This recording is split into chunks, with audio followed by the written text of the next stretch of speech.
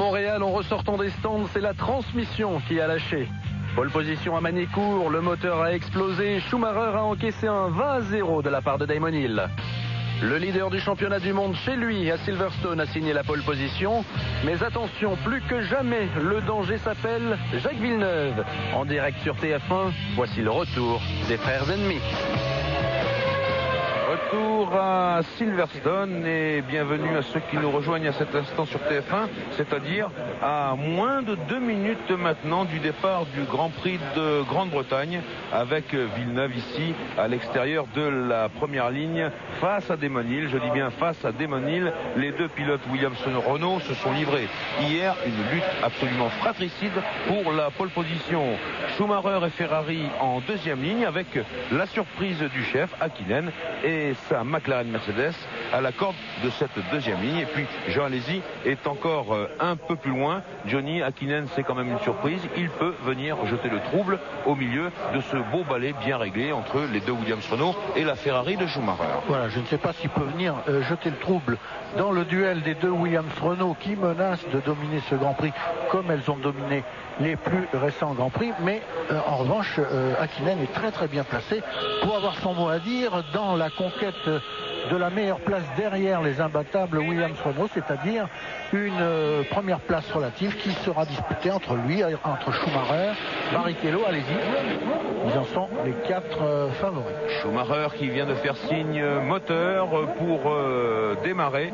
Naturellement, le moteur V10 de sa Ferrari. Un tout petit point sur la météo, alors que vous constatez que le ciel est chargé de nuages. Eh bien, la pression atmosphérique est constante et je pense que les risques de pluie, pour l'instant, sont éliminés. Il fait 22 degrés ici à Silverstone et la température ambiante est de l'ordre pour la piste de 28 degrés. Ça va monter, bien entendu, un petit peu plus tard. Alors, on est ici à bord de la Williams-Renault de Jacques Villeneuve. Et puis, on voyait tout à l'heure un petit bout de cette Williams-Renault. Celle-ci, celle de Damon Hill, qui est en pole position à droite sur votre écran. Et vous voyez l'enfilade, Hill, Schumacher et un peu plus loin là-bas, Jean Alesi avec son boulet.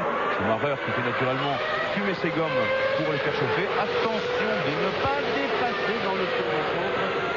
On n'a pas le droit de le faire. Attention, parce que cela avait donné quelques soucis à Schumacher, on s'en souvient. Et l'hélicoptère eh bien, est en train de nous montrer ce tour de formation. Voici ici l'enfilade de Magotts et Beckett, ce qui sort là-bas à Chapelle. C'est extrêmement surprenant ici comme circuit. On vous l'a dit au cours de nos différentes émissions, c'est un ancien aéroport. On voit d'ailleurs la piste, un ancien aéroport que ce circuit de Silverstone. Et il a été modifié au cours des ans, ce circuit, parce que son tracé était effrayant. Je vous rappelle pour mémoire que ici, Keke Rosberg s'était qualifié avec une Williams Honda à plus de 252 km/h de moyenne, 252 de moyenne. Les hélicoptères sont parfaitement rangés. Ils ont amené tous les VIP car il y a ici environ 100 000 spectateurs, 90 000 payants pour voir naturellement, vous l'avez deviné, Damon Hill essayer de conquérir la victoire dans son Grand Prix national. Les VIP et les pilotes, Jean-Louis, parce que les pilotes qui sont des gens pressés oui, ont rarement du temps à perdre dans les embouteillages, et les embouteillages à Silverstone, c'est quelque chose pour accéder au circuit et pour en repartir. Ici, la partie la plus dangereuse du circuit, bridge, avec justement le pont et un freinage avec une zone de dégagement un peu courte. Ici, on aborde ce que les Anglais appellent le complexe, toute une série de virages très serrés qui portent le nom de Lutfield.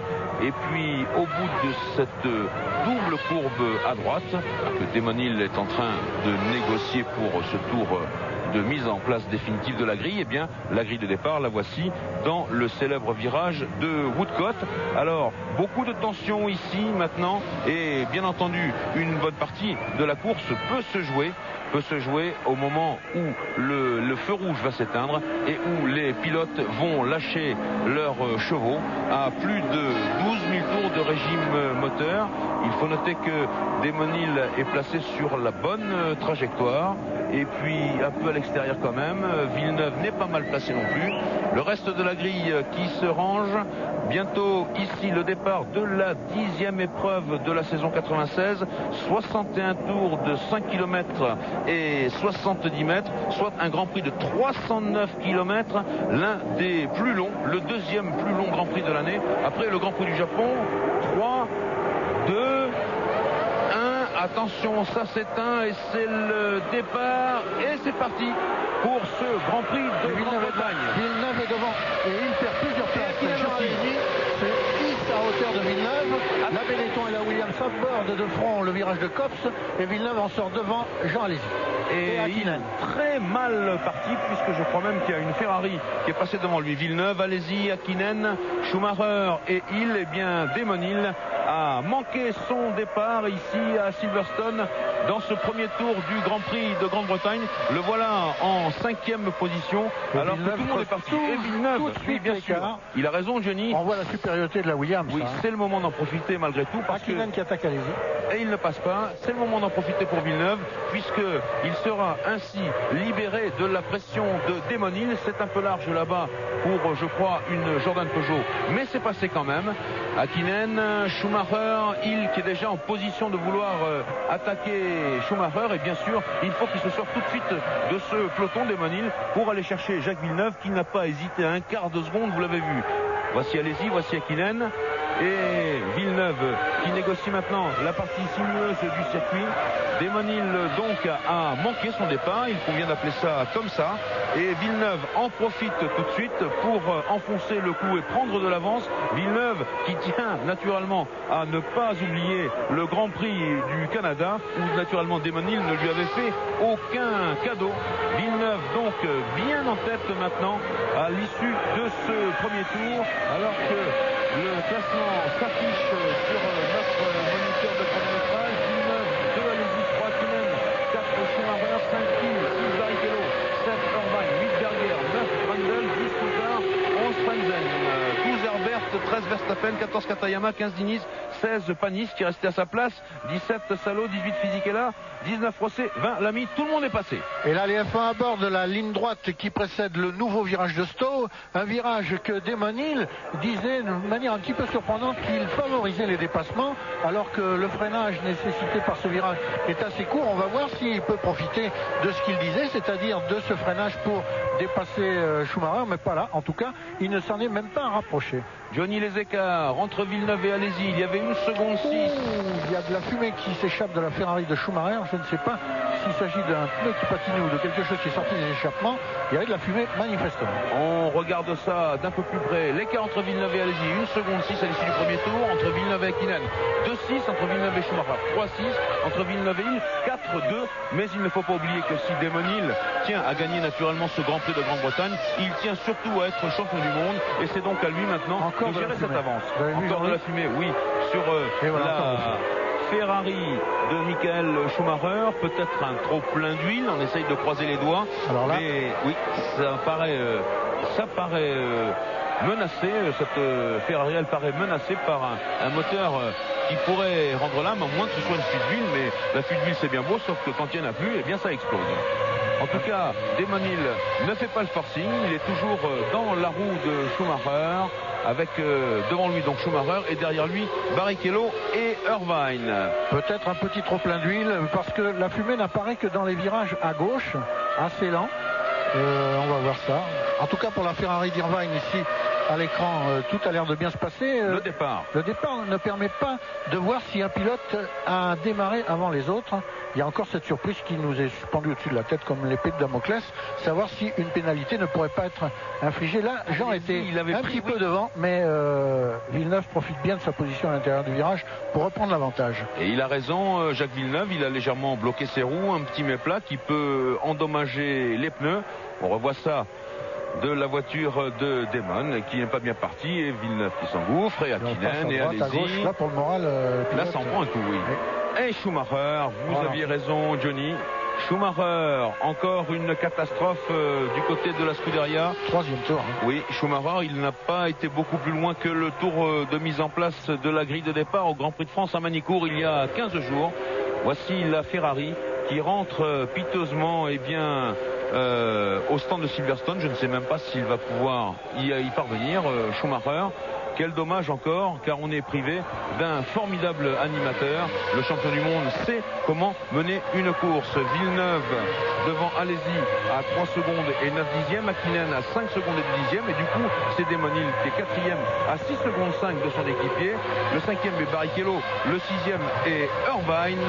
On se retrouve après ces quelques pages de publicité. Retour à Silverstone et voyez que la deuxième Ferrari, celle d'Eddie Irvine, n'est pas épargnée elle non plus. Irvine était en 6e position et puis lui aussi, voyez que ça fume copieusement avec même un début d'incendie à l'arrière de cette Ferrari 310.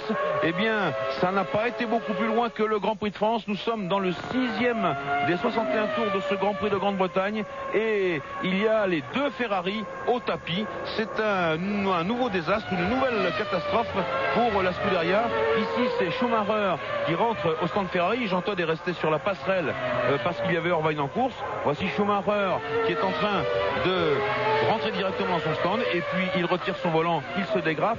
C'est fini donc pour le champion du monde. Ça, c'était au bout de 3 tours de course. Et puis, vous l'avez vu ensuite, eh bien, Irvine a été forcé d'abandonner lui aussi. Enfin, il continue pour l'instant, mais il n'ira pas beaucoup plus loin. Pierre Van Vliet, des nouvelles tout de suite. Oui, alors la série noire continue chez Ferrari. Vous imaginez l'atmosphère qui règne ici, elle est tout à fait électrique. Pour Schumacher, ce qu'on peut dire, c'est que la voiture est rentrée, le moteur tournait toujours. C'est peut-être donc une défaillance hydraulique, la boîte de vitesse par exemple. En tout cas, par rapport à Magny-Cours, il y a 15 jours, où Schumacher avait fait preuve de beaucoup de calme dans la tempête, eh bien ici, je peux vous dire qu'il était très en colère quand il est sorti du garage Ferrari sans adresser la parole à quiconque et il s'est précipité dans le motorhome pour se changer. Il ne va pas faire de vieux os à Silverstone, ça je peux vous le dire. En revanche, Eddie Irvine, vous l'avez dit, essaye de continuer. Peut-être là plutôt une défaillance de moteur côté pompe à huile. Enfin, on aura quelques détails un peu plus tard dans ce Grand Prix. Chez Irvine, c'est manifeste, Pierre, parce que le bruit du moteur, quand il est passé sous notre cabine, émettait le bruit du moteur d'Irvine était complètement anormal. On revoit la caméra embarquée de Michael Schumacher. Alors, c'est peut-être un problème de soupape hydraulique de commande de boîte de vitesse pour Schumacher, car la fumée n'était peut-être pas si importante que celle d'Irvine, qui lui est victime d'un moteur explosé. Et là, on revient à la course avec ce groupe de chasse qui comporte Alesi, Hakkinen et Hill, roue dans roue, comme vous le voyez. Ce groupe de chasse qui est à 7 secondes et demie environ de Jacques Villeneuve, toujours en tête de ce Grand Prix dans le 7e tour de course.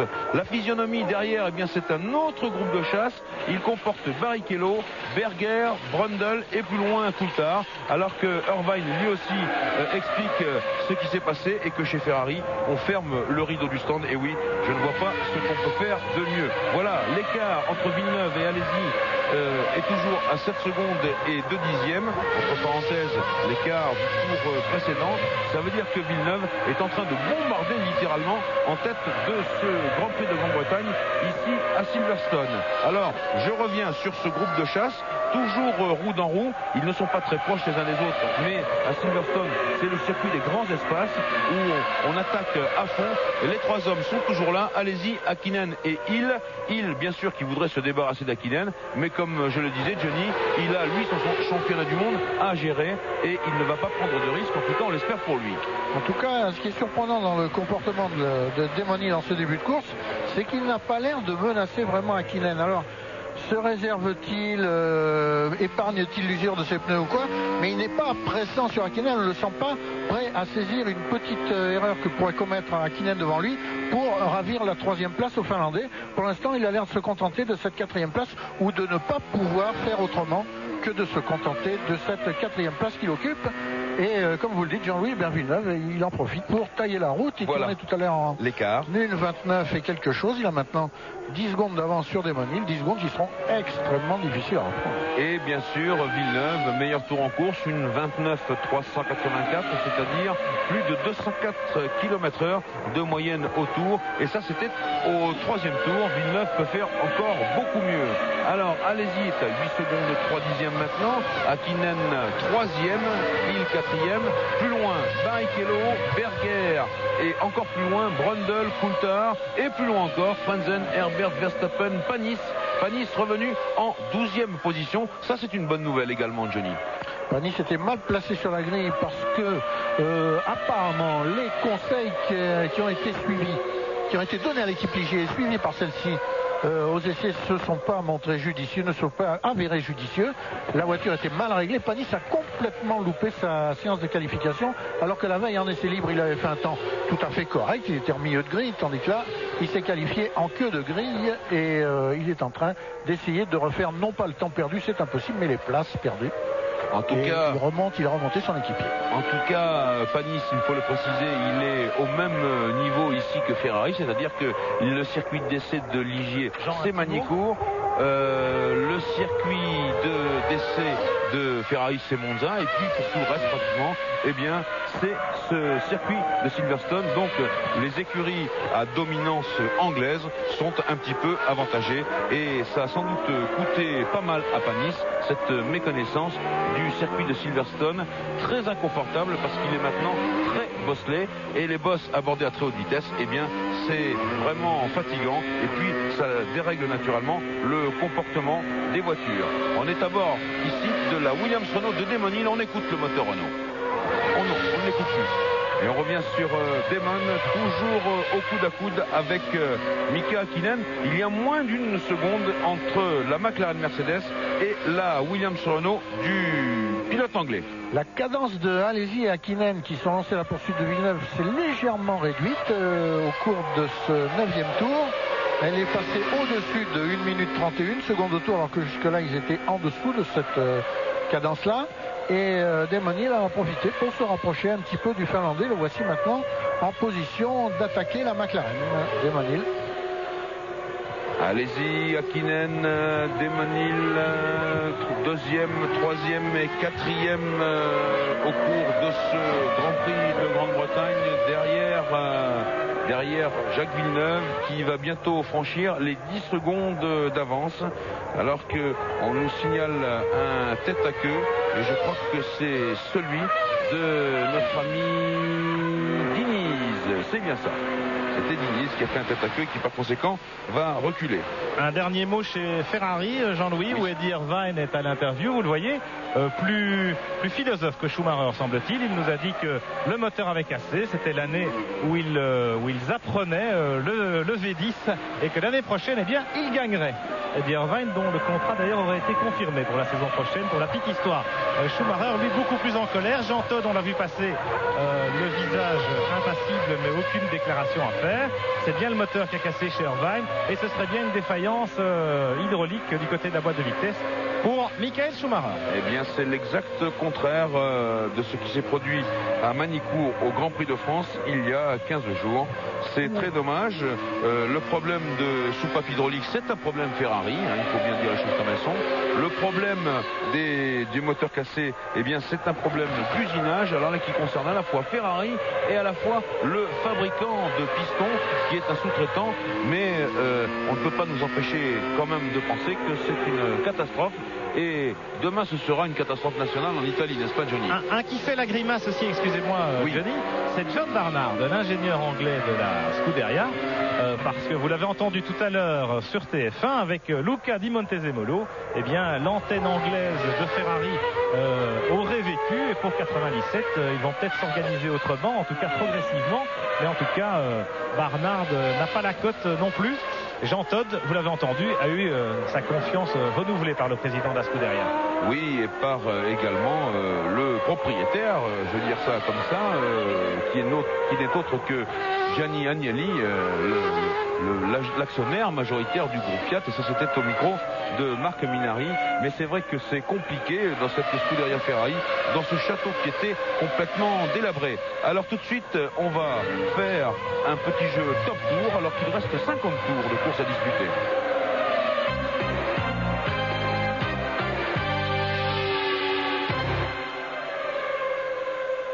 Quels étaient les 3 pilotes en tête au moment du signal pour jouer 36-15 code de TF1.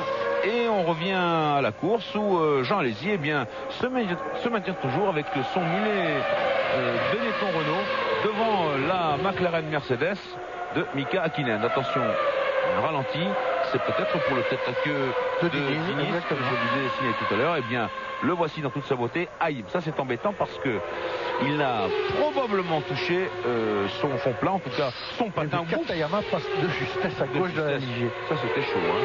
Avec 2 roues dans la terre et il la rattrape et il y a un 3e concurrent qui s'est profilé là-bas.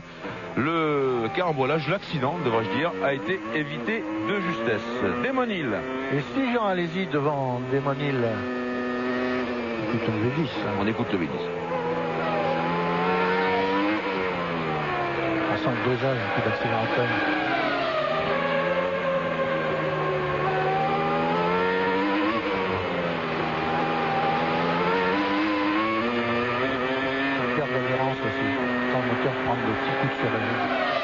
Oui, alors, si Damon Hill garde toujours Häkkinen et Jean Alesi en vue devant lui, il faut vous souvenir que Jean perd de plus en plus de temps sur Villeneuve. Il ne parvient plus à descendre au-dessous de 1 minute 31 secondes au tour, alors que Villeneuve tourne nettement lui en 1:30 et moins, 1:29.9, 1:29.8.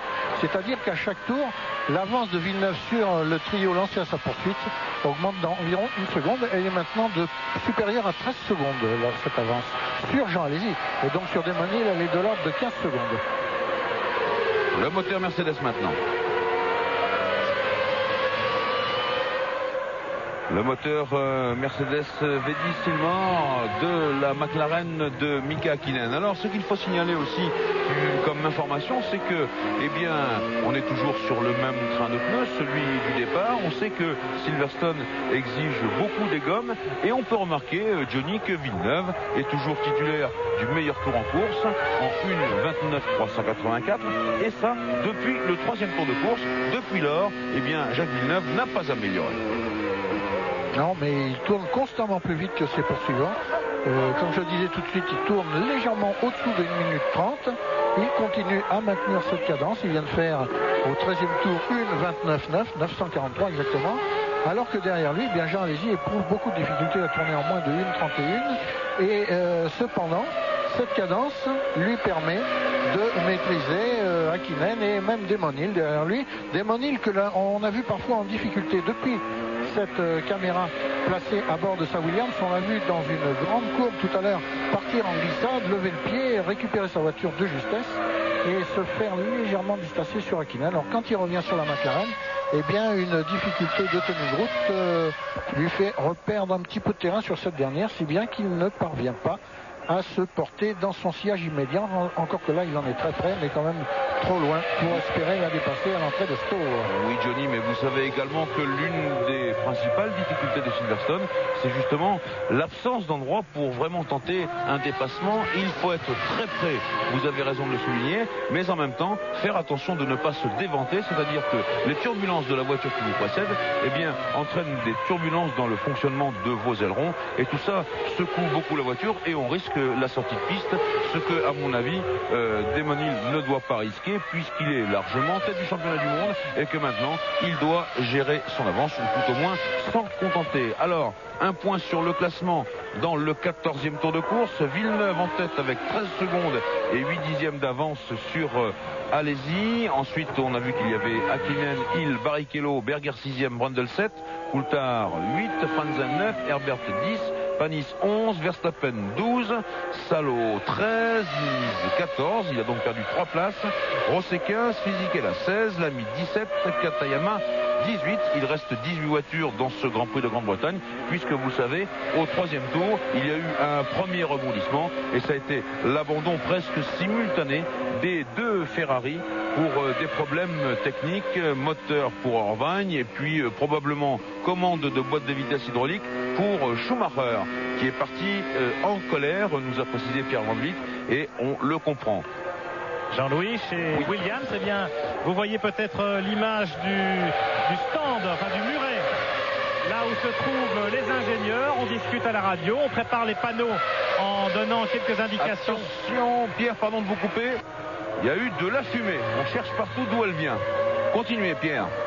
Voilà, je voulais vous parler évidemment de l'écart et de la position de Daymon-Hill qui ne semble pas en mesure d'attaquer les concurrents qu'il précède. Alors une explication à cela, 1 seconde autour d'écart, on vous l'a dit tout à l'heure juste avant le départ, eh bien ce serait la différence à peu près de 30 kilos d'essence supplémentaire embarquée dans la voiture de Daymon-Hill par rapport à celle de Jacques Villeneuve. Peut-être une stratégie différente entre les deux pilotes.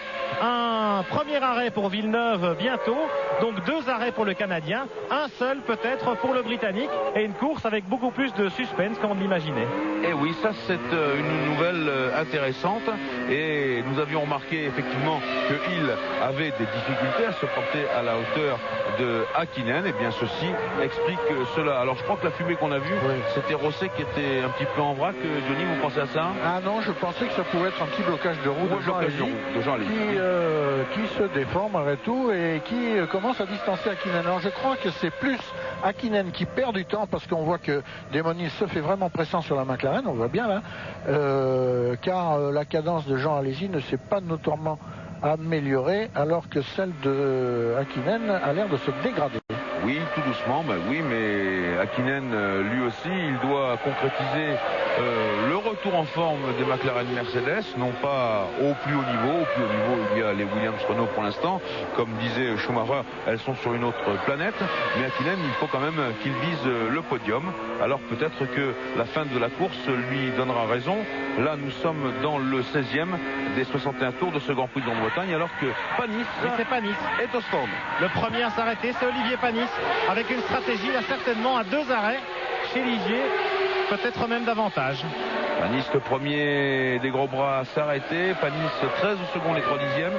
Ça veut dire qu'il a mis beaucoup d'essence. Et l'on revient sur la McLaren Mercedes là-bas au loin de Mika Häkkinen.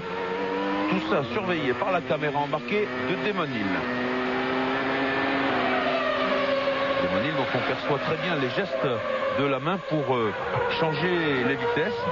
Alors que du côté de Villeneuve, qu'on ne voit pas beaucoup, mais Villeneuve il a 18 secondes d'avance. Eh bien, c'est tout à la main que travaille Villeneuve. Il a son embrayage d'un côté, sa commande de boîte de vitesse de l'autre. Tandis que Daymon-Hill, plus classique, plus conventionnel, eh bien, se sert d'un embrayage sur son pédalier. Attention. Voilà, Panis qui est juste devant Villeneuve après son ravitaillement, Olivier. Et Villeneuve est un petit peu embarrassé de trouver la Ligier devant lui. Et alors, que va-t-il se passer? Panis. On ne peut pas dire qu'il la menace directement non plus. Non, Panis, au contraire, a bien respecté sa trajectoire, sa place même. Il a laissé ce qu'il fallait à Villeneuve, mais Villeneuve était trop loin pour l'instant. Voilà donc qui va peut-être... Il s'écarte. Oui, bravo Olivier Panis, ça mérite un carton bleu. Voilà qui aurait pu retarder naturellement Jacques Villeneuve, dont l'avance était de 18 secondes. On va vérifier cela dans le prochain tour, quand Villeneuve va franchir la ligne de chronométrage. Voyons voir s'il a perdu beaucoup. Top pour Villeneuve, on va attendre maintenant Alesi. Villeneuve qui rentre dans le trafic. Alors, si Jacques Villeneuve est parti avec moins d'essence que Daymon-Hill et si il doit faire 2 arrêts plutôt qu'un, eh bien ce sera peut-être le moment de s'arrêter pour le petit Québécois, car il commence à rentrer dans le trafic avec Lamy, Fisichella et Diniz bientôt devant lui. Häkkinen qui perd de plus en plus de terrain sur Jean Alesi. Il y a maintenant 2 secondes et demie de retard sur la Benetton, Häkkinen. Et il faudrait que Daymon se préoccupe de se faire pressant sur lui pour essayer de le dépasser. Alors premier arrêt de Jordan. Jordan Peugeot. Arrêt de Brundle. Oui. Qui est 7e, qui était... Donc là aussi, chez Jordan Peugeot, on table sur 2 arrêts avec plusieurs trains de pneus. Les pneus qui souffrent pas mal ici à Silverstone. Panis se plaignait beaucoup de manque d'adhérence aux essais. C'est peut-être pour ça aussi qu'on a choisi une stratégie à plusieurs arrêts chez Ligier. Beaucoup d'essence également pour Brundle. Et des pneus complètement neufs. Pas rodés du tout. 12 secondes d'arrêt pour Brundle, à comparer au 13-3 de Panis tout à l'heure. Et l'on est à nouveau à bord de la Williams Renault de Damon Hill qui talonne la McLaren Mercedes de Mika Häkkinen. Maintenant, Villeneuve roule dans son compartiment, Alesi dans le sien. Position, Häkkinen 3, il est 4. Nouvelle de Panis, eh bien, il est 15e maintenant. Premier à la distance entre Häkkinen et Hill nous démontre, Johnny, qu'il n'est pas possible pour Damon Hill pour l'instant de passer. Il a beau se rapprocher dans les parties où son moteur Renault donne le maximum, là où le châssis Williams, extrêmement important, lui aussi tient le mieux, mais ce n'est pas facile. Damon Hill, lui, ce qu'il veut, se rapproche là dans les S. Attention, Villeneuve dans le trafic. Vous voyez comme il est difficile de dépasser, parce que même une Minardi dont le moteur est très faible, enfin, par rapport au Renault, même une Minardi est difficile à dépasser pour l'homme le plus rapide en piste. Alors imaginez la difficulté que Damon Hill doit éprouver derrière Häkkinen, qui est certainement pas le pilote le moins rapide des 20 qui se sont alignés aujourd'hui au départ de ce Grand Prix. Ça y est, Jacques Villeneuve est passé devant Fisichella, qui vient de prendre un tour d'avance. Et il a perdu du temps. Johnny, on avait dit 18 secondes tout à l'heure vis-à-vis d'Alesi. Et maintenant, 7 secondes et 7 dixièmes. Ça se paye naturellement dès qu'on rentre dans ces zones un peu turbulentes que sont la fin du peloton, naturellement, de tous les poursuivants. Il y a là, devant Fisichella, il va y avoir Villeneuve, il va y avoir Mika Salo et bientôt Jos Verstappen. Le classement du 19e tour s'affiche alors que nous sommes dans le 20e tour. Villeneuve est toujours en tête, naturellement, devant Jean Alesi à 16 secondes. C'est-à-dire qu'on est au tiers de la distance à peu près, et que ceux qui ont prévu d'effectuer 2 ravitaillements, eh bien, ne devraient plus tarder à s'arrêter maintenant. Et oui, alors que chez Williams, c'est bien pour l'instant, on n'est pas encore prêt. Les mécaniciens, je les vois ici de notre cabine de commentaires, ne sont pas prêts. C'est Barrichello qui s'arrête avec l'autre Jordan Peugeot. En chronomètre. Seule l'équipe Jordan Peugeot, semble-t-il, était prête pour ses premiers arrêts. Ça signifie peut-être que finalement, chez McLaren, chez Benetton, voire même chez Williams, on se contenterait d'un seul arrêt. Mais on aurait du mal quand même à s'expliquer la différence de performance entre Jacques Villeneuve et Damon Hill, même si, vous l'avez souligné, Hill est gêné. Silverstone est un circuit où on a beaucoup de mal à dépasser, a fortiori une voiture aussi compétitive maintenant que la McLaren Mercedes de Mika Häkkinen. Alors attention, il y a de la stratégie dans l'air. Brundle, 12 secondes d'arrêt. Barrichello, 8 secondes d'arrêt. Vous voyez que c'est moins de 4 secondes. Ça veut dire que Barrichello a mis moins d'essence. Alors avant que les gros bras, les autres gros bras se précipitent dans les stands à leur tour, eh bien nous allons tourner quelques pages de publicité et nous retrouver ensuite à Silverstone.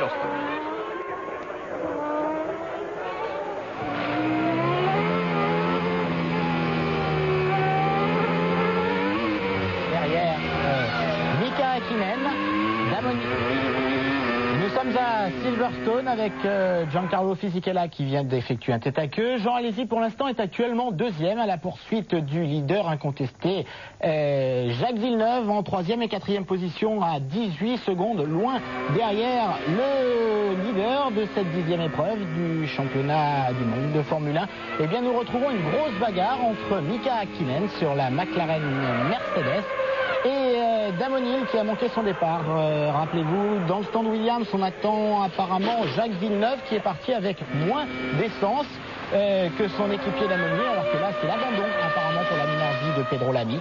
Eh bien nous retrouvons immédiatement ces images avec le duel pour la 3e place entre Mika Häkkinen et Damon Hill. Tout à l'heure, eh bien il y a un tour déjà, Damon Hill a porté une petite attaque sur celui qui le précède, en l'occurrence Mika Häkkinen sur la McLaren, et vous le voyez devant, il y a Jean Alesi, 3 petites secondes devant la McLaren Mercedes et devant la Williams Renault. Jean Alesi sur la Benetton Renault, auteur d'un départ canon tout comme Jean Alesi et Mika Hakkinen, alors que maintenant c'est Jacques Villeneuve qui rentre dans les stands de Silverstone. Jacques Villeneuve, attention, nous allons observer le chronomètre en bas à droite. Le record pour l'instant est de 8 secondes pour Martin Brundle qui a déjà ravitaillé. Combien pour Jacques Villeneuve? Ça va être significatif. Voilà, on met beaucoup d'essence dans la voiture et c'est reparti. 9 secondes 5, nous sommes au 23e tour de ce Grand Prix d'Angleterre. Attention, on va ressortir et c'est Jean Alesi qui est en tête. Voilà, Villeneuve va ressortir derrière son équipier Damon Hill. Donc nouveau classement après cet arrêt de Jacques Villeneuve avec Jean Alesi en tête. Devant Mika Hakkinen deuxième sur la McLaren Mercedes, troisième Damon Hill et quatrième Jacques Villeneuve. On va retrouver immédiatement Jean-Louis Moncey à Silverstone. Jean-Louis? Oui, merci Richard. Alors que c'est Jean Alesi, vous voyez, qui est en tête maintenant du Grand Prix de Grande-Bretagne, puisque Villeneuve, au bout de son arrêt de 9 secondes et 5 dixièmes, eh bien Villeneuve est passé, excusez-moi, en 4e position, et il y a du trafic avec les Minardi qui sont beaucoup plus lentes que ce quatuor de gros bras. Donc par conséquent, Alesi devant Hakkinen, devant Hill et devant Villeneuve. Vous voyez qu'il faut tailler sa route ici à Silverstone et que tout le monde essaye de décrocher. Voilà, Villeneuve a dépassé lui aussi cette embarrassante Minardi.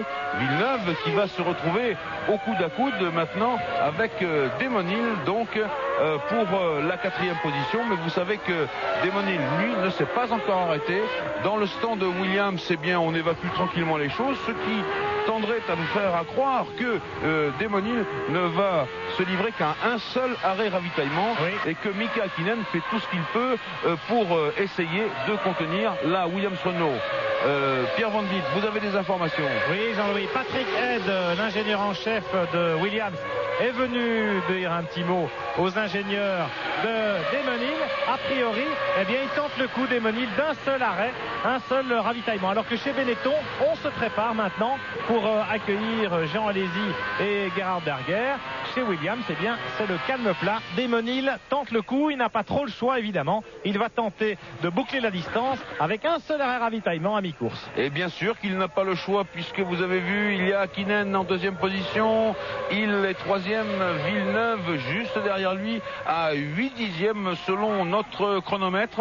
Donc Damon, eh bien, il a raison pour l'instant de contenir Jacques Villeneuve, Johnny. On va voir comment vont s'échelonner les ravitaillements des 3 premiers. Pour l'instant, aucun d'entre eux, ni Alesi ni Hakkinen ici devant Damon Hill, ni Damon Hill lui-même ne se sont encore arrêtés, alors que derrière eux, roulant en 4e position, Villeneuve a déjà effectué un ravitaillement en essence, un changement de pneu. On va voir en ce qui concerne les 3 hommes qui mènent la course devant le leader initial Villeneuve, lequel des 3 va s'arrêter le premier? Sera-ce Jean Alesi, actuellement en tête du Grand Prix de Grande-Bretagne, ou bien Hakkinen? Si Hakkinen s'arrêtait maintenant, j'en connais un qui serait content, c'est Damon Hill. Oui. Parce qu'il pourrait... Fausse alerte chez Benetton. Ah, oui. bon, oui. Fausse alerte. On s'était préparé à accueillir une des 2 voitures. Alesi en tête, Berger en 5e position. Et bien finalement, les mécaniciens sont rentrés dans le garage. Cela signifie qu'on discute pas mal sur la radio chez Benetton également et qu'on s'oriente peut-être vers la stratégie d'un seul arrêt là aussi. Et bien sûr, Pierre Van Vliet, puisque nous sommes dans le 26e tour de course et que quand tombera le panneau 30 tours, eh bien nous serons à mi-course, ce qui peut signifier que à la fois Alesi, Hakkinen et Hill s'arrêteront dans cet ordre pour effectuer un seul et unique ravitaillement. Et pour l'instant, derrière Hakkinen et Hill, Villeneuve en 4e position attend son heure. Villeneuve, il est loin devant Berger en 5e position. Le 6e est Barrichello, le 7e Coulthard, le 8e Brundle, le 9e Frentzen, le 10e Verstappen, le 11e Mika Salo, le 12e Diniz, le 13e Herbert, le 14e Panis. Je me demande, Johnny, si Panis n'a pas touché un mauvais train de pneus parce qu'il n'arrive pas à remonter cette fois, alors que tout à l'heure ça s'était beaucoup mieux passé. Le 15e et dernier fermant la marche, eh bien ces physiques-là ont abandonné pour l'instant Lamy, Rosset, Katayama, Irvine et Schumacher. Et voilà Jean qui a pris un tour d'avance à Olivier Panis. Il a doublé avec Gier, il précède Panis, mais avec un tour d'avance, Panis qui est 14e.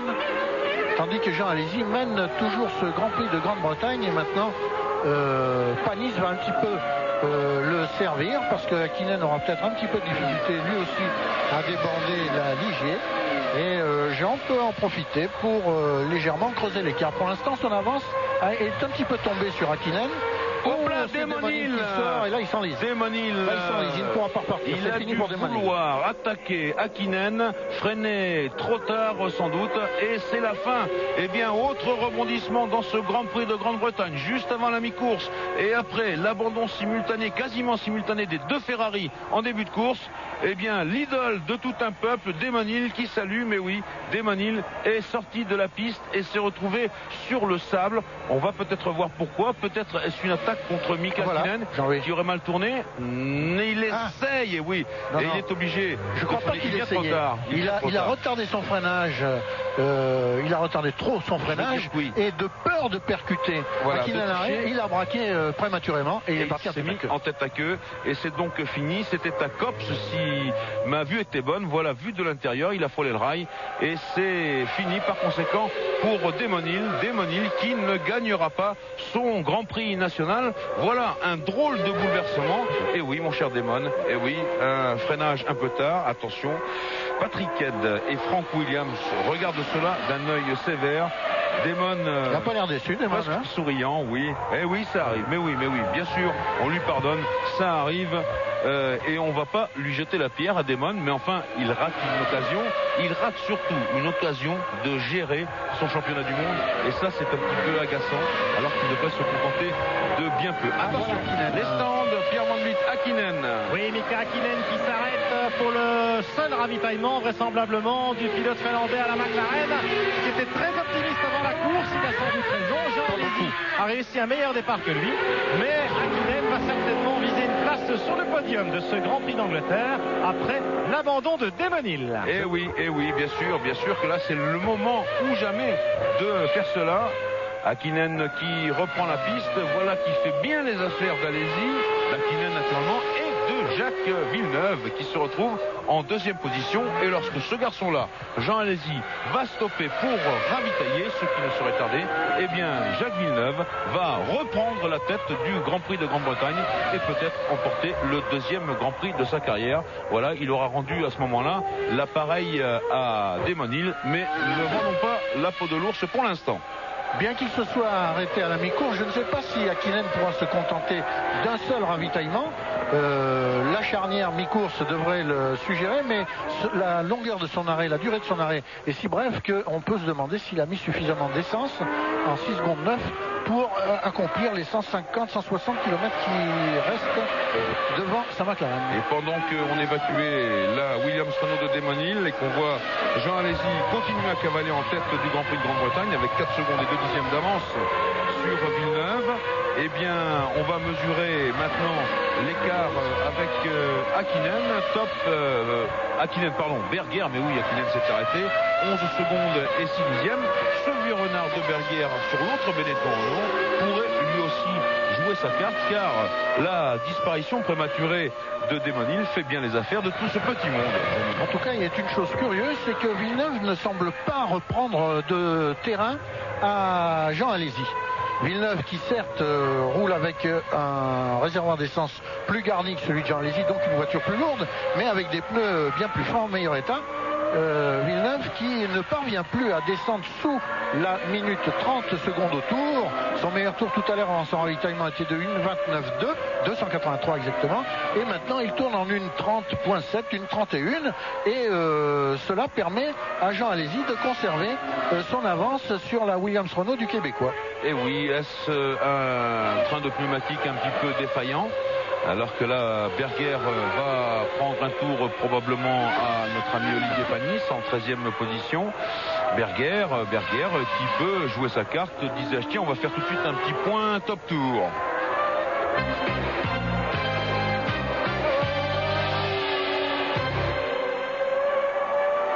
Quels sont les trois pilotes en tête du Grand Prix au moment du signal? 36-15 code de TF1 pour jouer. C'est un retournement de situation important Pourquoi Daymon s'est désuni de la sorte, Johnny? Ça restera une nouvelle fois la question. Peut-être trop de pression. Il a essayé, il était loin pour passer à Hakkinen. Vraiment, il ne pouvait pas. Il l'a peut-être essayé, il l'a vu de loin. Il s'est mis en tête à queue pour éviter le carton. Ça, il a eu raison. Mais tout de même, c'est un peu curieux. Il vient conforter un petit peu l'analyse que Schumacher fait de lui. Schumacher dit Daymon Hill n'est jamais aussi fort que lorsqu'il est en tête d'une course. Là, il conserve tout son calme. Il sait bien se préoccuper de sa voiture et de son rythme. Alors que quand il est derrière, eh bien, il sans perdre les pédales, on a vu Berger faire un appel pour que Panis remarque qu'il voulait lui prendre un tour et qu'il lui fasse la grâce de s'écarter de la trajectoire. Ce que Olivier va peut-être faire dès le prochain virage. Voilà, il n'a pas accéléré complètement, ce qui permet à Berger de le dépasser. Donc, quand Daymon Hill est au creux du peloton, eh bien, il s'en sort moins bien. Il commet des erreurs. Son jugement est moins clair que lorsqu'il est en tête, alors que ça paraîtrait théoriquement plus difficile quand on est en tête de conserver sa lucidité, parce que il y a une espèce de pression. Regardez la fameuse peur de gagner dont il est question en tennis. Elle existe un petit peu dans tous les sports. Et non, pour Daymon Hill, c'est l'inverse. C'est quand il est à la poursuite d'adversaires qui roule à sa cadence et qui l'embarrasse un petit peu, comment faire pour dépasser. Eh bien qu'il perd un petit peu ses sensations et son analyse, son jugement. Eh bien Johnny, puisque nous vivons un siècle de course automobile en ce moment, eh bien je vais faire une référence historique. Ce que vous dites, c'était exactement ce que M. Ferrari disait du grand Alberto Ascari.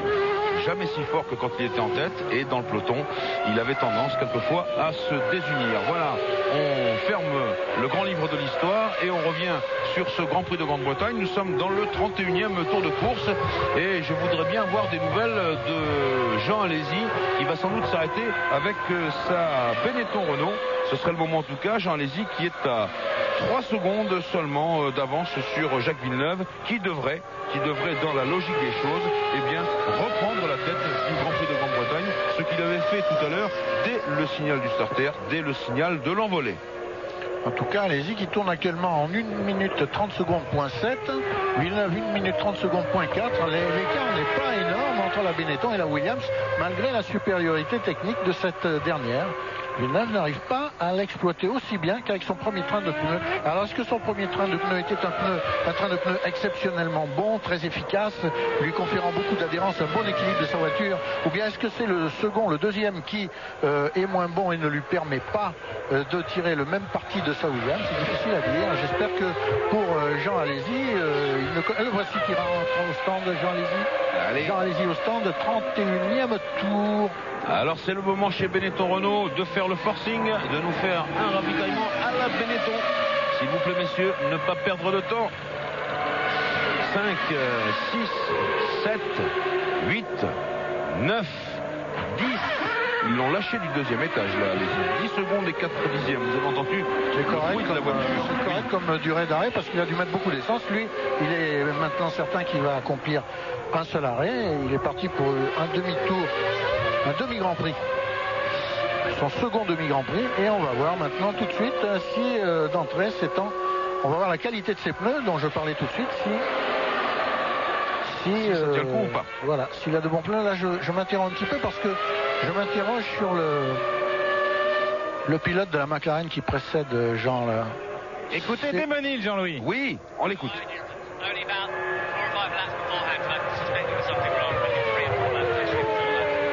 Pierre, il va vous falloir traduire, je ne l'entends pas. Je suis réellement très déçu.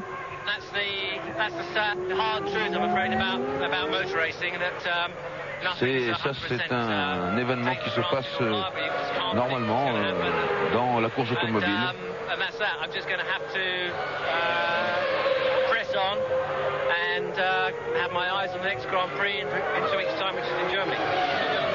J'ai voulu maintenir la pression sur Hakkinen et on verra dans le prochain Grand Prix.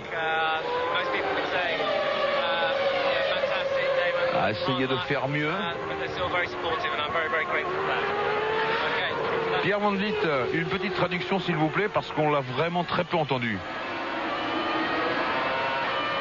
Bon, pas de Pierre Van Vliet. Oui, Jean-Louis, tout à l'heure. Oui, excusez-nous, c'était un peu la guerre là. Oui, oui. Je vous retrouve dans un instant. D'accord. Et vous nous direz ce qu'a dit ce bon Damon Hill à propos de cette sortie de piste. Alors que là, eh bien, nous avons Panis, son deuxième arrêt. C'est lui qui avait ouvert tout à l'heure le bal des ravitaillements. Panis, 9 secondes et 6 dixièmes.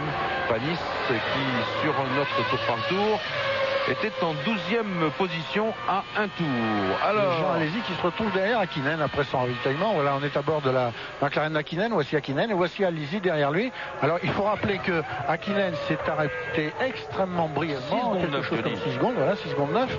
Et c'est là qu'il a pris un sérieux avantage sur Jean Alesi. Alors, reste à savoir s'il s'agissait du seul et unique ravitaillement d'Hakkinen, auquel cas sa position est très sérieuse devant Alesi actuellement, mais s'il doit en effectuer un second, eh bien, il faut voir maintenant une seule chose, c'est si son rythme lui permet de ne pas retarder Alesi, c'est-à-dire si Alesi se contente de rester à un écart constant derrière lui, ou bien si Alesi est capable d'aller plus vite que la McLaren, et alors dans ce cas-là, il aura lui aussi, comme tout à l'heure Damon Hill, beaucoup de mal à la dépasser, il perdra du temps sur voici Berger qui rentre au stand. Alors, ça en fini des arrêts des hommes les mieux placés de ce groupe. Alors Berger, il était en 2e position, c'était inscrit sur votre écran. Oula, il met le régime. 10 secondes 4. Il s'est passé juste pour le mécanicien. Il m'a pris un départ de 100 mètres façon Jeux Olympiques. Berger, attention, vitesse limitée dans les stands. Il y a pour cela un bouton sur le volant qui permet de réguler cette vitesse. Et on revient sur l'homme de tête de ce Grand Prix de Grande-Bretagne, j'ai nommé Jacques Villeneuve, qui maintenant est bien à près de plus de 15 secondes d'avance. On va voir qui va déboucher derrière lui, puisque il va falloir que tout cela rentre dans l'ordre maintenant. Villeneuve donc débarrassé de Damon Hill. Villeneuve qui va probablement, je pense, gagner ce Grand Prix de Grande-Bretagne si les choses restent en l'état. On croise les doigts pour lui. Pierre Van Vliet, des nouvelles de Damon Hill. Oui, enfin, on va vous traduire ce que Damon a dit. C'était un petit peu la folie, la cohue ici, évidemment. Damon Hill, semble-t-il, a été victime d'un petit problème mécanique. On ne sait pas si c'est une rupture d'un roulement de roue à l'avant gauche ou un problème de boîte de vitesse qui s'est bloqué. Vous l'avez vu, au moment où il tournait dans Cop, ça faisait 4 ou 5 tours qu'il sentait qu'il y avait une relative fragilité. Très déçu Damon Hill, ça vous l'avez entendu, mais d'autant plus qu'il est convaincu, il est persuadé qu'avec sa stratégie d'un seul arrêt, eh bien, il allait sans problème pouvoir battre Jacques Villeneuve dans la course à la victoire de ce Grand Prix d'Angleterre. C'est évidemment une information importante parce que si cette stratégie d'un seul arrêt est tellement bonne, elle va peut-être finalement sourire à Jean Alesi, pourquoi pas. Eh oui, bien sûr qu'on y pense comme vous. Alors, si tel était le cas, si Damon Hill avait été victime d'une rupture mécanique, eh bien, mea culpa, nous retirons tout ce que nous avons dit à son propos. Il faut se rappeler, je crois, du Grand Prix d'Allemagne l'an passé, Johnny, où il était sorti alors qu'il était largement en tête. Tout le monde l'avait critiqué. Oui, tout le monde l'avait critiqué, et c'était une rupture mécanique qui l'avait envoyé in extenso dans le mur de protection, cela à la sortie du stadium d'Ockenheim, que nous verrons d'ailleurs dans 15 jours pour le Grand Prix d'Allemagne. Mais nous n'en sommes pas encore là. Pour l'instant, Villeneuve en tête devant Hakkinen. Le 3e est Alesi, le 4e est Berger. Alors, il y a exactement 3 secondes entre Hakkinen et Alesi. Le voilà qui débouche là-bas, Alesi. Et Barrichello est derrière Berger en 5e position. Et Jordan Peugeot qui vise aussi ici un podium naturellement. C'est là que je crois le châssis Jordan, qui n'est pas à la hauteur du moteur Peugeot, de l'excellent moteur Peugeot, il faut bien le dire, eh bien c'est là que je crois Jordan a peut-être le plus de chances de bien figurer, puisque l'écurie irlandaise est sur son terrain d'essai. Et bien entendu, vous savez que tout le monde guette de plus en plus qui pourra peut-être être équipé du moteur Peugeot la saison prochaine. Mais pour l'instant, eh bien, il y a sans doute un contrat qui lie Jordan à Peugeot, un contrat en béton. On revient sur donc Jean Alesi en 3e position et on va mesurer l'écart qui le sépare de Mika Hakkinen. 3 secondes et 4 dixièmes. Oui, l'écart est constant. Oui, l'écart est constant. Ce qui nous fait un petit peu peur pour Alesi, à moins que, comme vous le disiez Johnny, eh bien Hakkinen ayant fait un ravitaillement ultra court, il a donc mis moins d'essence et il va peut-être effectuer un deuxième ravitaillement. Justement, avant cela, on va tourner quelques pages de publicité ensemble avant de se retrouver ensuite à Silverstone. Retour à Silverstone dans le 38e des 61 tours du Grand Prix de Grande-Bretagne avec un écart entre Hakkinen 2e et Alesi 3e qui est en train de se réduire tout doucement mais sûrement. Ça veut dire que, eh bien, Alesi tient le bon bout, alors que devant, naturellement, très loin devant, Jacques Villeneuve, le petit Québécois, le petit chouchou d'ailleurs du monde et des Grands Prix, eh bien, tient solidement à la première place de ce Grand Prix de Grande-Bretagne. Et naturellement, il pourrait emporter, Jacques Villeneuve, la deuxième victoire de sa carrière. Alors, comment Jacques Villeneuve en est-il arrivé là? Eh bien, il avait pris un excellent départ. Attention, M. Hakkinen, c'est sorti un peu large. Il avait pris un excellent départ, Jacques Villeneuve. Et puis, tandis qu'il avait manqué le sien. Et puis, il y a eu un premier coup de tonnerre sur Silverstone avec l'abandon des deux Ferrari. L'une pour soupape hydraulique, c'est Schumacher. L'autre pour moteur cassé, c'est Irvine. Et puis, aux environs de la mi-course, deuxième coup de théâtre, l'abandon de Damon Hill, qui est tout simplement sorti de la piste sur un freinage là-bas à Copse, un freinage qu'on aborde alors qu'on est en 6e à plus de 290 km/h, un freinage qu'on aborde en 4e. La Williams-Renault a échappé à Damon Hill. Il est sorti de la piste. Arrête Barrichello. Absolument. C'est le deuxième pour Barrichello. Brundle s'est arrêté 2 fois également. C'est la stratégie choisie par l'équipe Jordan Peugeot, qui, une fois n'est pas coutume, n'a pas mis ses œufs dans le même panier. Voilà. Absolument. Et Jacques Villeneuve qui revient maintenant sur un groupe de retardataires. Je crois qu'il y a là une Ligier et puis une Minardi, pardon. Fisichella. Donc il faut faire attention que Jacques Villeneuve ne soit pas coincé dans ce trafic. Eh bien non, ça c'est survolé littéralement. Et devant lui, il y a la Jordan Peugeot de Rubens Barrichello qui a dû repartir des stands sous le nez de la Williams-Renault. En tout cas, Jacques Villeneuve, il doit faire attention maintenant, gérer parfaitement sa victoire probable, possible en tout cas, puisqu'il est très largement en tête de ce Grand Prix de Grande-Bretagne avec cette Williams-Renault qui nous paraît absolument impériale dans sa tenue de route. J'ai dit que c'était Barrichello, c'est Brundle, mea culpa. Et donc Jacques Villeneuve, eh bien, pourrait, je le dis et je le répète, emporter sa deuxième victoire en Grand Prix ici, puisqu'il est débarrassé de son principal rival, qui n'était autre que son équipier, néanmoins ami, Damon Hill. 20 tours à accomplir encore, Jean-Louis, donc oui, Villeneuve est quand même assez loin de la victoire. Il y a beaucoup de difficultés à franchir d'ici là. Évidemment, son avance sur Hakkinen, qui est de près de 35 secondes, lui permet maintenant de bien calculer les risques qu'il va prendre. En revanche, pour Alesi, ça ne se passe pas si bien que ça, parce que Alesi perd légèrement du terrain sur Hakkinen.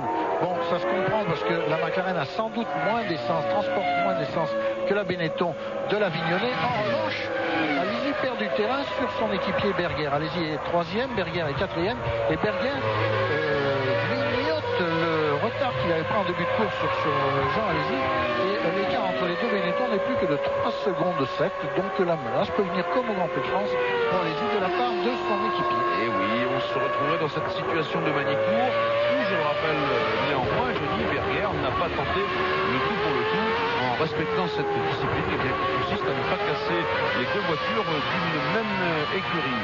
Hakkinen très très en forme, le grand finlandais, volant comme l'appelle Pierre Van Vliet, très en forme, très à l'aise au large sur les vibreurs, belle leçon de pilotage et puis de savoir-faire. Il attaque au maximum alors qu'on nous signale qu'un blocage de boîte de vitesse serait à l'origine de la sortie de Damon Hill. Attention à l'arrêt de Jacques Villeneuve, le second ravitaillement du pilote québécois en tête de la course, d'autant plus que renseignement pris chez McLaren, il n'est pas du tout certain que Hakkinen s'arrête encore d'ici l'arrivée, donc un petit suspense pour la première place quand même. Extrêmement intéressant. extrêmement intéressant, alors que là, Villeneuve continue de tailler sa route dans le groupe des retardataires. Villeneuve donc, hop, ça fume. Diniz qui est en train de casser son moteur. Qui résonne d'une drôle de façon. Il est en 12e position. Et voilà que le moteur V10 Honda en version B, donc un moteur un peu plus élaboré, vient de rendre l'âme et ça fume. On peut dire que ça y va. Attention, une autre Jordan Peugeot, c'est celle de Martin Brundle. J'ai regardé un petit coup sur le pare-brise. Les secondes s'égrènent tranquillement. 8 secondes et 9 dixièmes pour Brundle. Brundle qui était en 7e position à la porte des poids. Voilà Diniz dont la course se termine dans un nuage d'huile brûlée. D'huile brûlée et d'extincteur un petit peu, puisque ça fumait extrêmement marron. Ça veut dire que il y avait des durites qui étaient en train de rendre l'âme par l'incendie. Toujours les couvertures sur les pneus qui attendent Jacques Villeneuve. On est également prêt chez McLaren Mercedes. Chez Benetton, non, tout va bien. Et par conséquent, alors qu'il reste 20 tours, tiens, on va tout de suite faire un tout petit point top tour.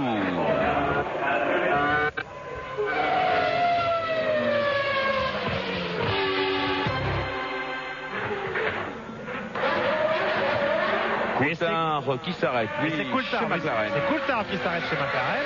Donc on va voir si ce sera le cas pour Hakkinen un peu plus tard.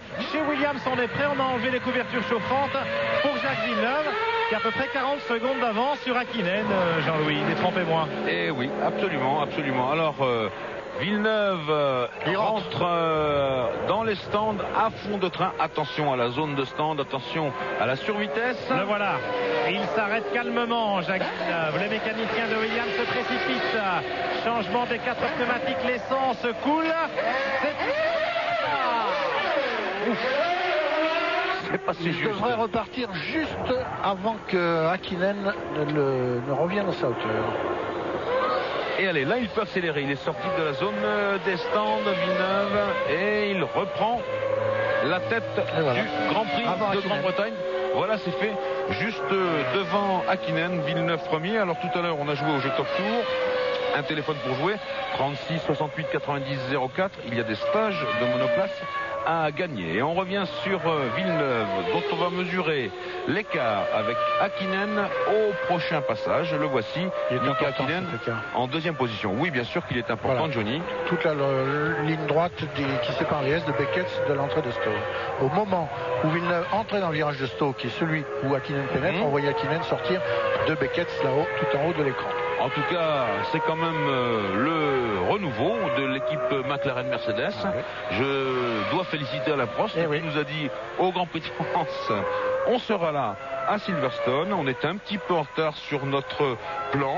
On avait prévu un retour au sommet aux environs de la mi-saison. Bon, voilà, nous sommes dans la 10e des 16 épreuves de ce championnat du monde 96. Mais enfin, c'est pas loin. Et Johnny, voilà que se matérialise ce que vous aviez prévu, c'est-à-dire que Berger est remonté dans la roue de Jean Alesi.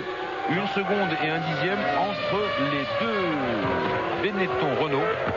C'est vraiment fort peu. On a vu même un petit blocage de la part d'Alesi. Ça veut dire qu'il essaye de contenir Berger. Ce vieux lion de Berger qui va se mêler au concert des jeunes ténors, puisque, rappelons-le, c'est Villeneuve qui est en tête du Grand Prix de Grande-Bretagne devant Mika Hakkinen. Et ça peut être dur pour Jean Alesi. Peut-être que sa voiture s'est un peu dégradée. Peut-être que son train de pneus n'est pas très très bon. Et il va devoir peut-être laisser passer l'autre Benetton Renault, celle de Berger ici présente, en 4e position. En tout cas, l'avance de Villeneuve est de 9 secondes 4, maintenant qu'il a repris son rythme. 9 secondes 4 sur Hakkinen, 16 secondes 6 sur Alesi et 17 secondes 5 sur Berger qui suit Alesi. Mais c'est pas des blocages, non, c'est des problèmes. Ça fume. C'est de la fumée qui part du moteur ou de la boîte. C'est pour ça que le rythme d'Alesi fléchissait depuis quelques tours, c'est qu'il est en difficulté avec un grave problème mécanique. Et là, Berger devrait se tenir à l'écart des projections absolument. de la voiture de son équipier. Parce que ça peut exploser à tout moment et ça peut vous balancer un tête à queue dans la seconde. Pierre Van Vliet, vous allez avoir du travail. Il va falloir aller, attention quand même à cela, il va falloir aller du côté de Benetton Renault pour savoir qu'est-ce qui se passe, qu'est-ce qui s'est passé à bord de la Benetton Renault de Jean Alesi. Voilà, elle a été débordée net et Berger accède donc à la 3e place du Grand Prix de Grande-Bretagne. Beau rebondissement. Jean Alesi va stopper. Jean Alesi va stopper avec de la fumée. Est-ce un moteur, est-ce une boîte de vitesse? Alesi qui entre dans la voie des stands alors que Hakkinen s'arrête. Hakkinen s'arrête. Vous parlez d'Alesi. Chez Benetton, eh bien, son arrêt n'était pas du tout attendu, alors que chez McLaren, eh bien, vous le constatez, on ravitaille Hakkinen comme on a ravitaillé Coulthard un peu plus tôt. Dommage vraiment pour Jean Alesi. Eh oui, quelle occasion manquée terrible, quelle déception. Et Berger est 2e sur la Benetton qui reste en course. Pour lui et pour nous. Il y a beaucoup de fumée de plaquettes de frein. On le voit. Ça fume aussi par les entraîneurs des pontons. Et il coupe le moteur, Jean. Oui, alors qu'on s'était précipité avec des pneus. Et il sort de l'auto, c'est fini. Ah, quel dommage pour Jean Alesi qui était remarquablement placé dans ce Grand Prix de Grande-Bretagne. Tiens, la caméra nous montre quelques fuites. Est-ce de l'eau? Est-ce de l'huile de moteur ou de l'huile de boîte? On n'en sait rien. En tout cas, c'est ce qui fumait. De l'huile de frein, c'est une fuite à un étrier de frein?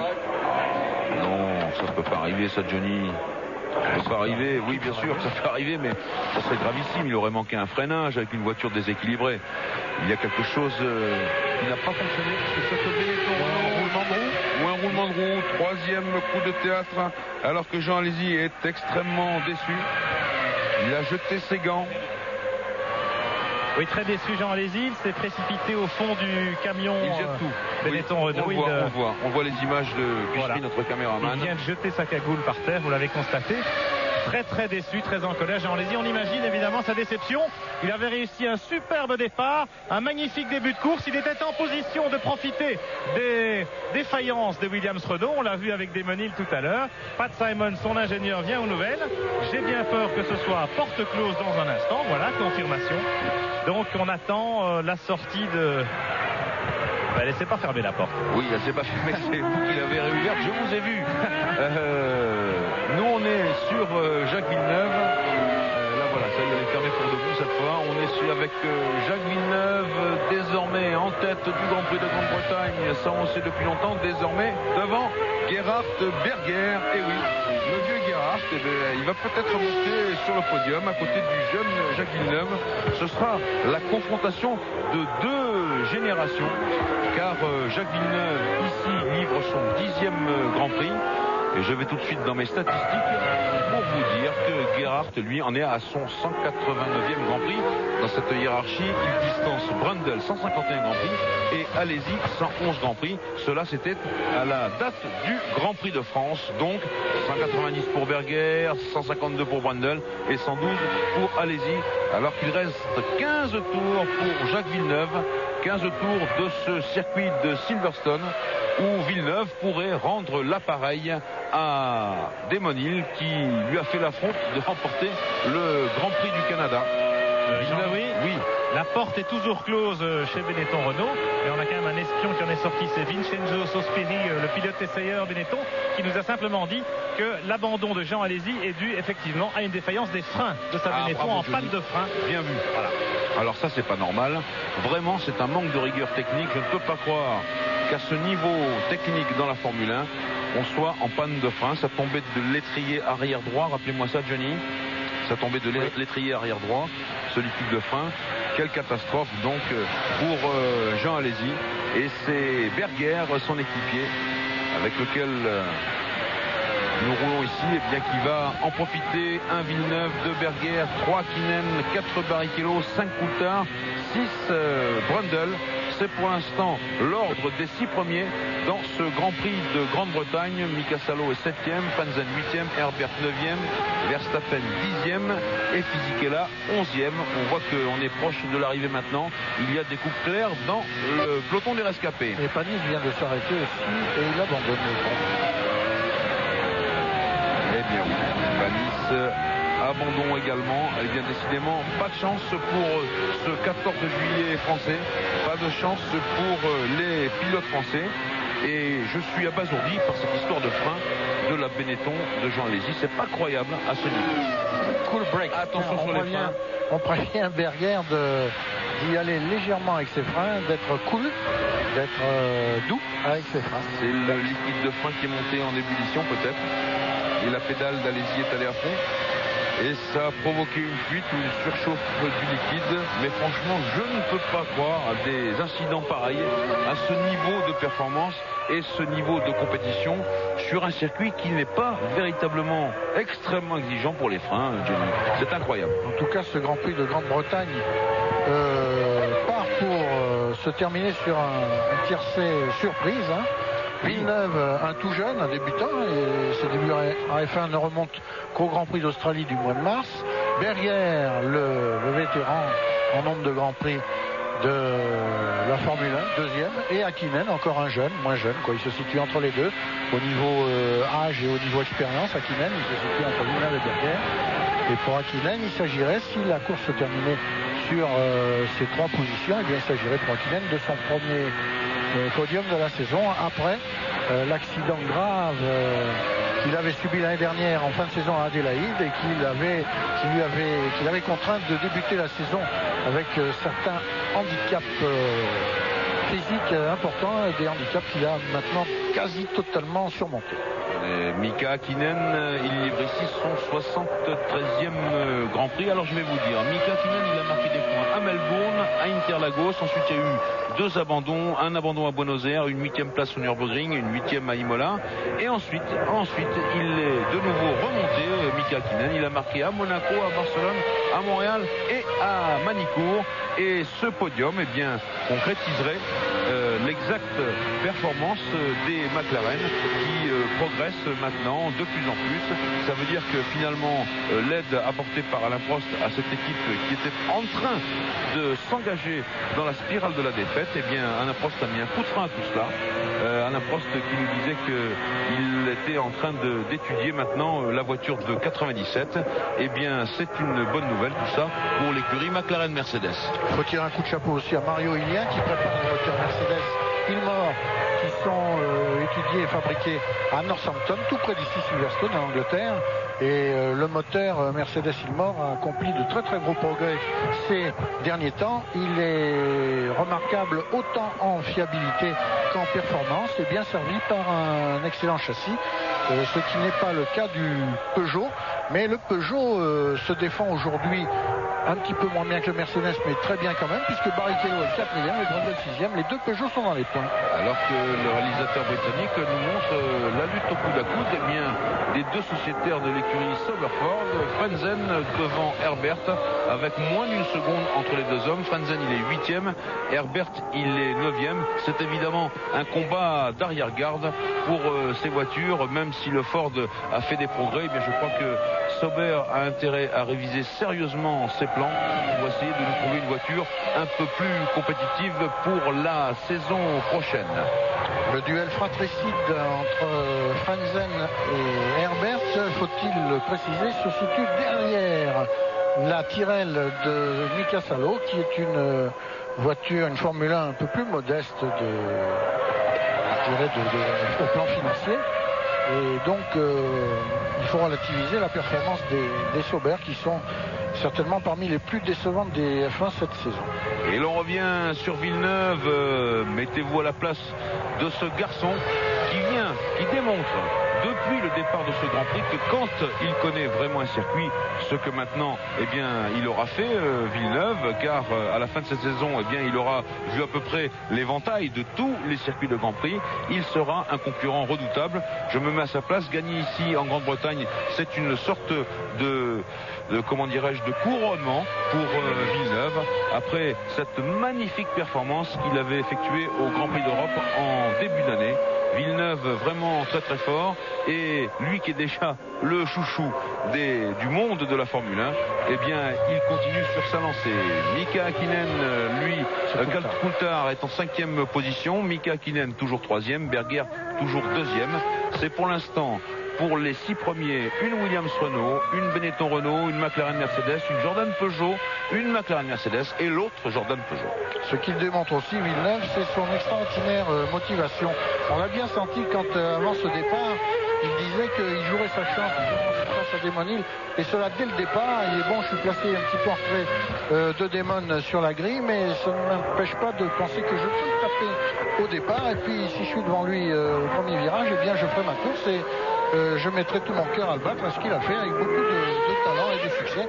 Et c'est drôle d'entendre ces propos dans la bouche de Jacques Villeneuve, parce qu'il les dit un petit peu comme un petit garçon. Rien n'est monstrueux chez lui. Il n'apparaît pas comme les bêtes violentes, les sportifs les plus performants, qui sont des espèces de bêtes humaines. Lui, il est tout doux, tout gentil.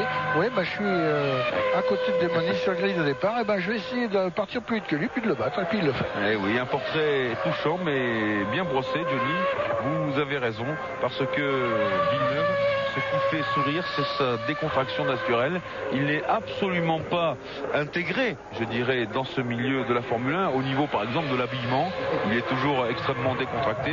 C'est là l'aspect américain du petit Québécois, qui est très très sympathique. Alors, Coulthard, toujours en 5e position, quelques messages publicitaires, et on se retrouve ici pour la fin du Grand Prix de Grande-Bretagne.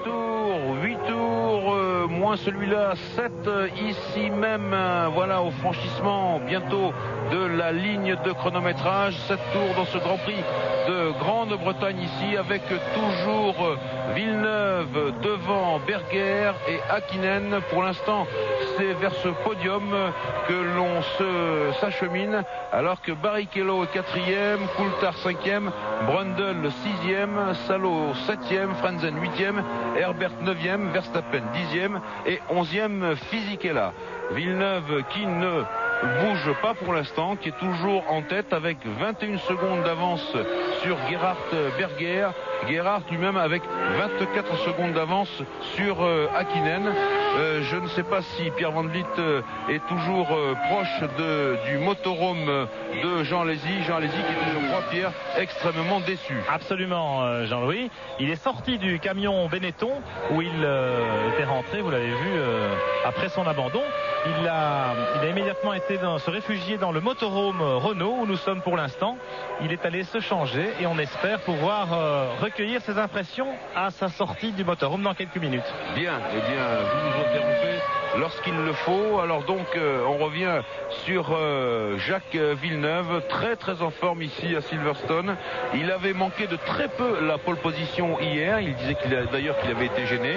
Eh bien, ça se confirme. Il nous avait dit la vérité. Voilà, Berger 2e à 20 secondes. Berger à qui on a fait signe d'aller doucement sur les freins, ce qui montre bien qu'il y a un loup dans cette Benetton Renault à ce propos, car je le répète, ce n'est pas normal qu'à ce niveau de technologie on en soit encore à des problèmes de surchauffe de frein. Il y a quelque chose qui ne tourne pas rond dans cette équipe qui perd pied peu à peu.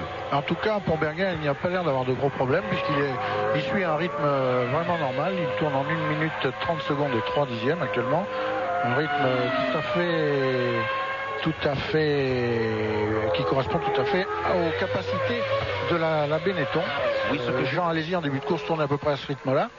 Et donc, apparemment, il n'y a pas de problème de frein pour Berger actuellement. C'est peut-être un incident fortuit sur oui, mais enfin, quand la voiture de Jean. Si on lui passe le panneau Cool on Brakes pour Berger, ça veut dire qu'on n'est pas sûr du tout de ce qui se passe sur cette Benetton Renault. Et c'est bien cela que je veux souligner. Je trouve ça complètement anormal. Un problème de moteur chez Ferrari, un problème d'hydraulique aussi chez Ferrari, un problème de commande de boîte apparemment chez Williams. aucune F1, les plus belles soient-elles, n'est à l'abri de la défaillance. Elles sont poussées vraiment à leur extrême limite. Elles ne sont pas conduites comme chacun d'entre nous peut conduire sa propre voiture. Là, c'est sans aucune marge de sécurité. On tape dans les freins, dans la boîte, dans le moteur au maximum. Et ma foi, évidemment, de temps en temps, un de ces éléments présente une défaillance, et puis une défaillance qui conduit parfois à l'abandon.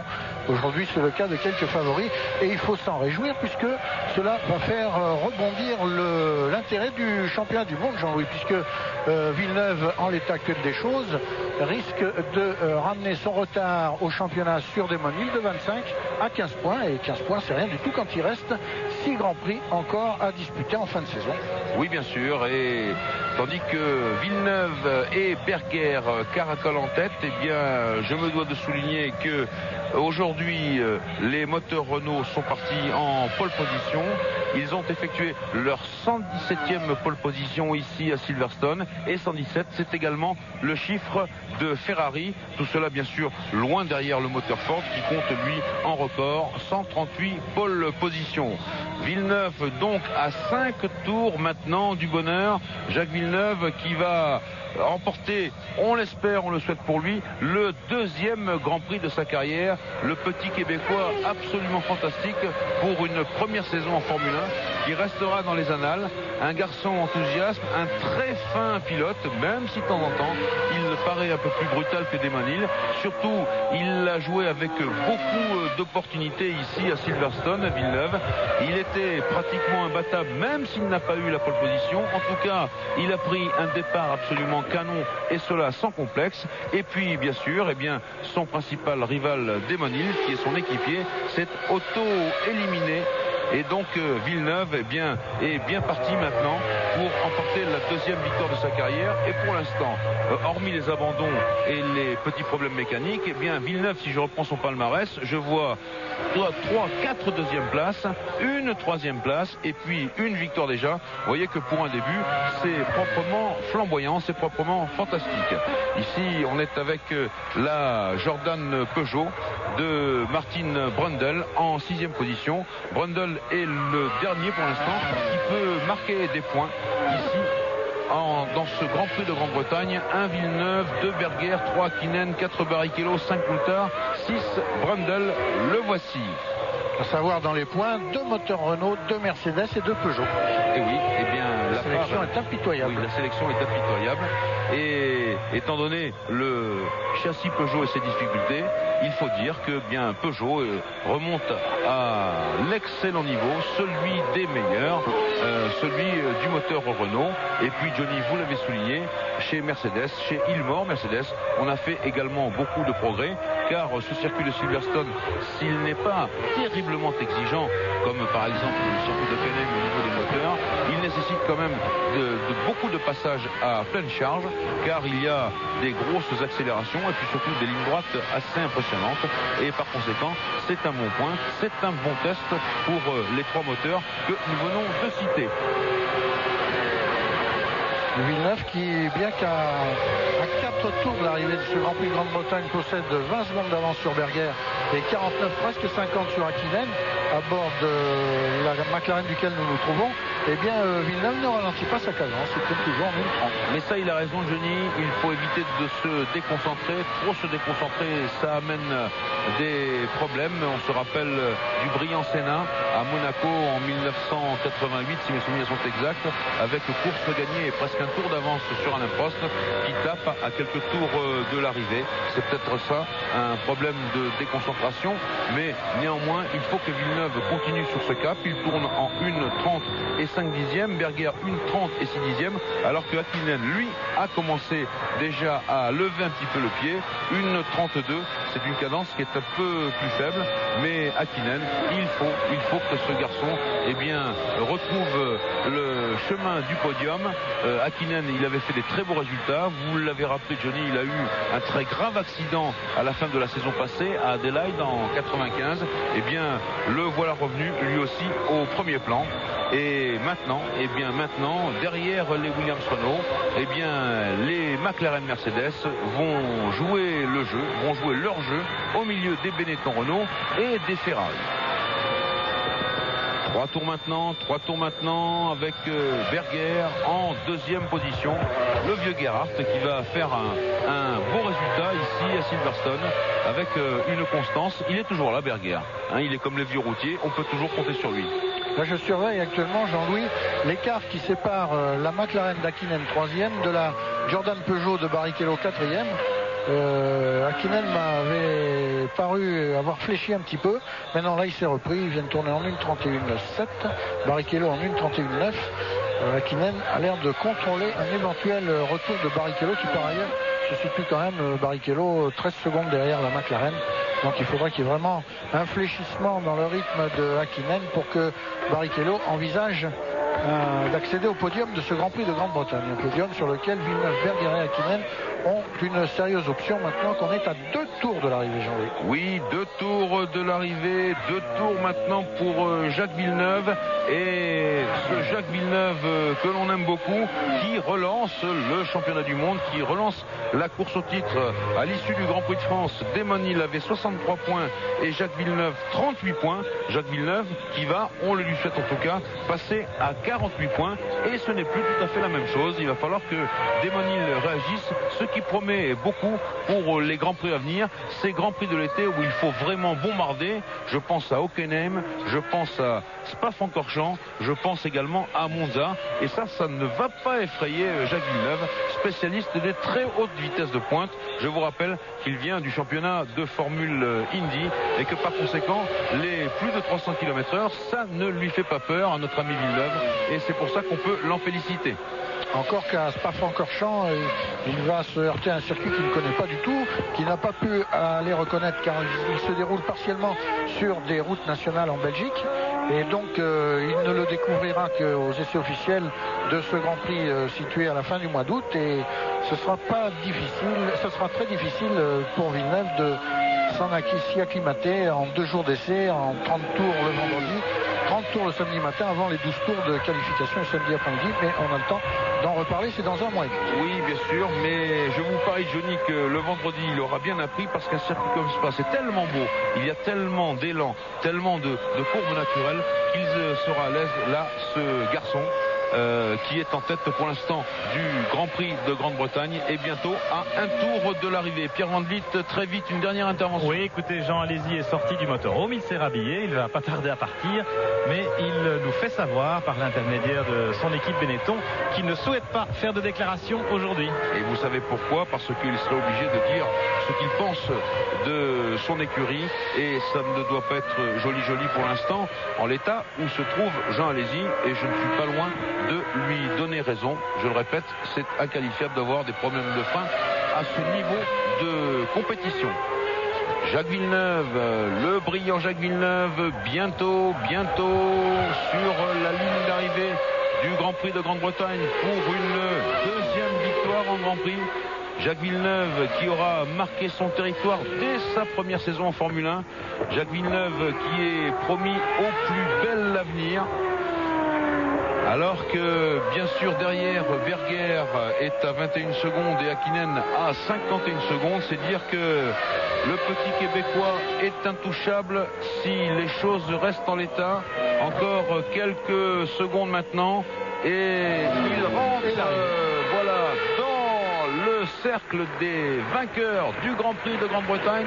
Jacques Villeneuve, position 1. Bravo Jacques, une performance absolument éblouissante après de très belles qualifications où il ne s'en est pas laissé compter.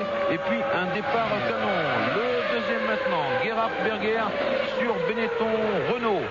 Berger, le vieux lion qui marque des points. Il marque 6 points ici. Et on attend Mika Hakkinen à bord de la McLaren Mercedes pour que lui aussi franchisse la ligne d'arrivée et vienne se placer sur la 3e marche du podium. Et voici Mika Hakkinen, un petit regret pour Jean Alesi qui méritait cette 2e place qu'a obtenue Berger et elle l'aurait placé vraiment bien dans la poursuite des Williams pour la fin de saison au championnat. Alors, Mika Hakkinen 3e et qui passe au ras de son équipe pour la saluer. Le 4e que l'on attend maintenant, c'est la Jordan Peugeot de Rubens Barrichello. La voici et Jordan Peugeot 4e. David Coulthard 5e sur l'autre McLaren Mercedes. Martin Brundle 6e sur l'autre Jordan Peugeot. On se retrouve dans quelques instants pour le podium de ce Grand Prix de Grande-Bretagne.